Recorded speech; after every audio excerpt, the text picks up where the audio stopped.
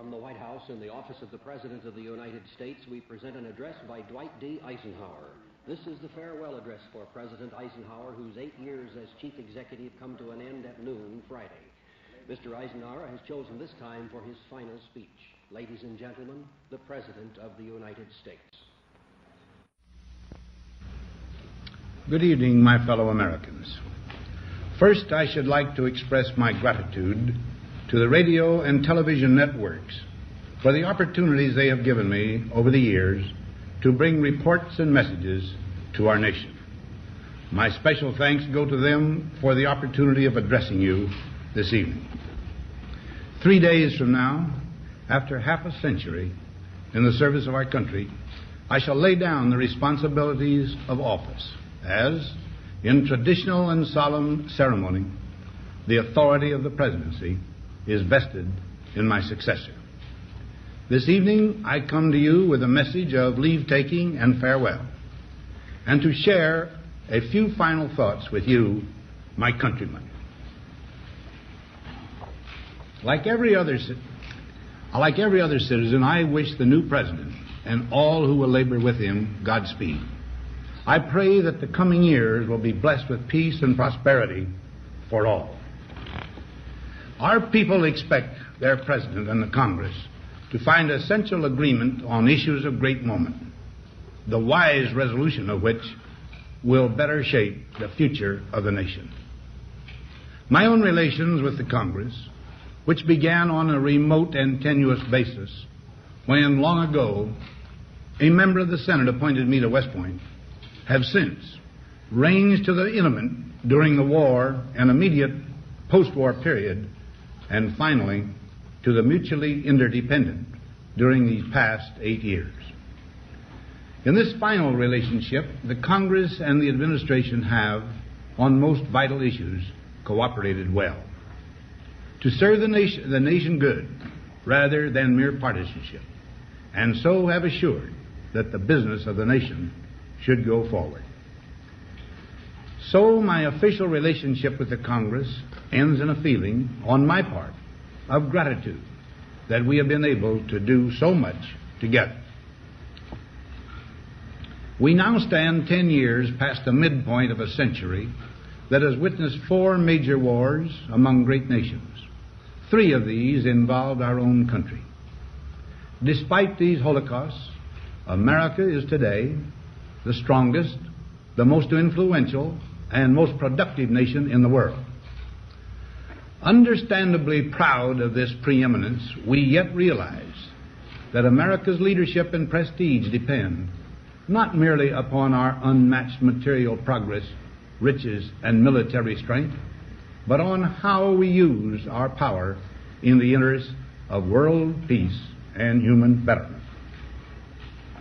Throughout America's adventure in free government, our basic purposes have been to keep the peace, to foster progress in human achievement, and to enhance liberty, dignity, and integrity among peoples and among nations. To strive for less would be unworthy of a free and religious people. Any failure traceable to arrogance or our lack of comprehension or readiness to sacrifice would inflict upon us grievous hurt, both at home and abroad. Progress toward these noble goals is persistently threatened by the conflict now engulfing the world. It commands our whole attention, absorbs our very beings.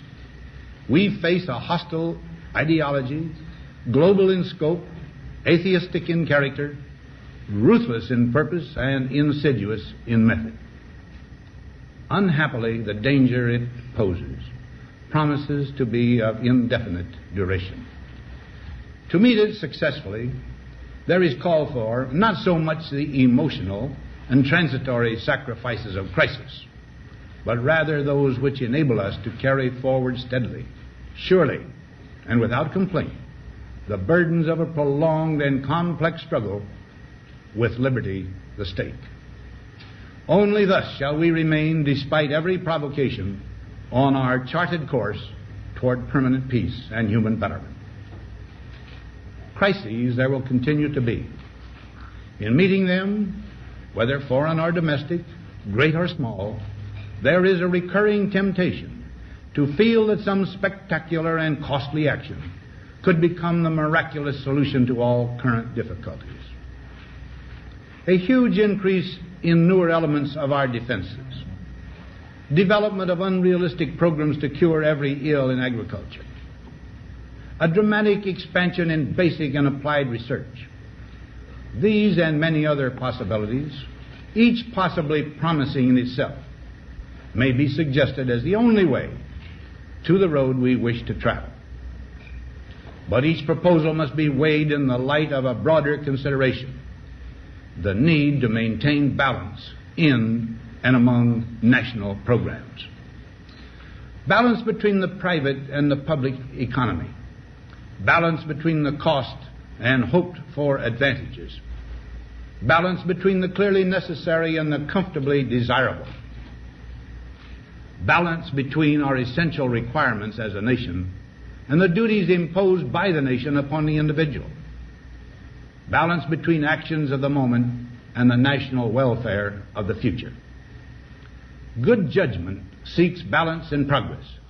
Lack of it eventually finds imbalance and frustration. The record of many decades stands as proof that our people and their government have, in the main, understood these truths and have responded to them well in the face of threat and stress. But threats, new in kind or degree, constantly arise. Of these I mention two only. A vital element in keeping the peace is our military establishment. Our arms must be mighty, ready for instant action, so that no potential aggressor may be tempted to risk his own destruction. Our military organization today bears little relation to that known of any of my predecessors in peacetime, or indeed by the fighting men of World War II or Korea. Until the latest of our world conflicts, the United States had no armaments industry. American makers of plowshares could, with time and as required, make swords as well. But we can no longer risk emergency improvisation of national defense. We have been compelled to create a permanent armaments industry of vast proportions. Added to this, 3.5 million men and women are directly engaged in the defense establishment. We annually spend on military security alone more than the net income of all United States corporations. Now, this conjunction of an immense military establishment and a large arms industry is new in the American experience. The total influence, economic, political, even spiritual, is felt in every city, every state house, every office of the federal government. We recognize the imperative need for this development, yet we must not fail to comprehend its grave implications. Our toil, resources, and livelihood are all involved. So is the very structure of our society. In the councils of government, we must guard against the acquisition of unwarranted influence, whether sought or unsought, by the military-industrial complex. The potential for the disastrous rise of misplaced power exists and will persist. We must never let the weight of this combination endanger our liberties or democratic processes. We should take nothing for granted. Only an alert and knowledgeable citizenry can compel the proper meshing of the huge industrial and military machinery of defense with our peaceful methods and goals, so that security and liberty may prosper together. Akin to and largely responsible for the sweeping changes in our industrial military posture has been the technological revolution during recent decades. In this revolution, research has become central. It also becomes more formalized, complex, and costly. A steadily increasing share is conducted for, by, or at the direction of the federal government. Today, the solitary inventor, tinkering in his shop, has been overshadowed by task forces of scientists. in laboratories and testing fields. In the same fashion, the free university, historically the fountainhead of free ideas and scientific discovery, has experienced a revolution in the conduct of research. Partly because of the huge costs involved, a government contract becomes virtually a substitute for intellectual curiosity. For every old blackboard, there are now hundreds of new electronic computers.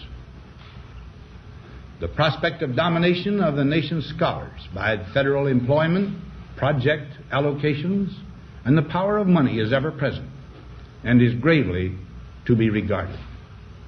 Yet in holding scientific research and discovery in respect, as we should, we must also be alert to the equal and opposite danger that public policy could itself become the captive of a scientific, technological elite. It is the task of statesmanship to mold, to balance, and to integrate these and other forces, new and old, within the principles of our democratic system, ever aiming toward the supreme goals of our free society. Another factor in maintaining balance involves the element of time. As we peer into society's future, we, you and I, and our government must avoid the impulse to live only for today, plundering for our own ease and convenience the precious resources of tomorrow. We cannot mortgage the material assets of our grandchildren without risking the loss also of their political and spiritual heritage. We want democracy to survive for all generations to come, not to become the insolvent phantom of tomorrow. During the long lane of the history yet to be written, America knows that this world of ours, ever growing smaller, must avoid becoming a community of dreadful fear and hate, and be instead a proud confederation of mutual trust and respect. Such a confederation must be one of equals.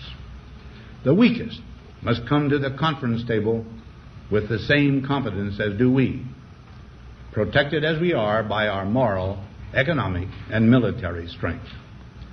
That table, though scarred by many past frustrations, cannot be abandoned for the certainty agony of disarmament, of the battlefield.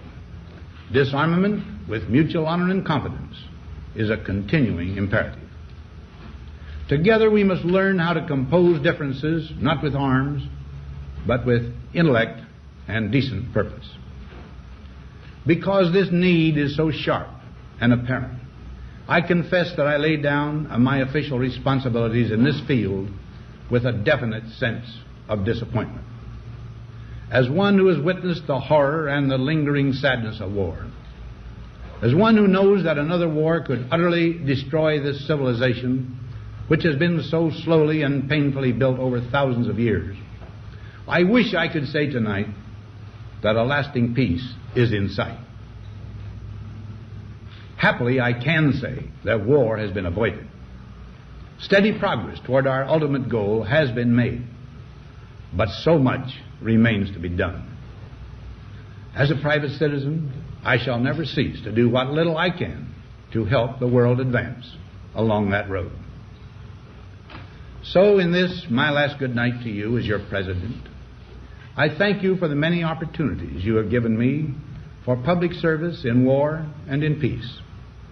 I trust in that service, you find some things worthy. As for the rest of it, I know you will find ways to improve performance in the future. You and I, my fellow citizens, need to be strong in our faith that all nations under God will reach the goal of peace with justice. May we be ever unswerving in devotion to principle, confident but humble with power, diligent in pursuit of the nation's great goals. To all the peoples of the world, I once more give expression to America's prayerful and continuing aspiration. We pray that peoples of all faiths, all races, all nations may have their great human needs satisfied that those now denied opportunity shall come to enjoy it to the full, that all who yearn for freedom may experience its spiritual blessings. Those who have freedom will understand also its heavy responsibility, that all who are insensitive to the needs of others will learn charity, and that the scourges of poverty, disease, and ignorance will be made disappear from the earth, and that in the goodness of time all peoples will come to live together in a peace guaranteed by the binding force of mutual respect and love. Now, on Friday noon, I am to become a private citizen. I am proud to do so. I look forward to it. Thank you, and good night.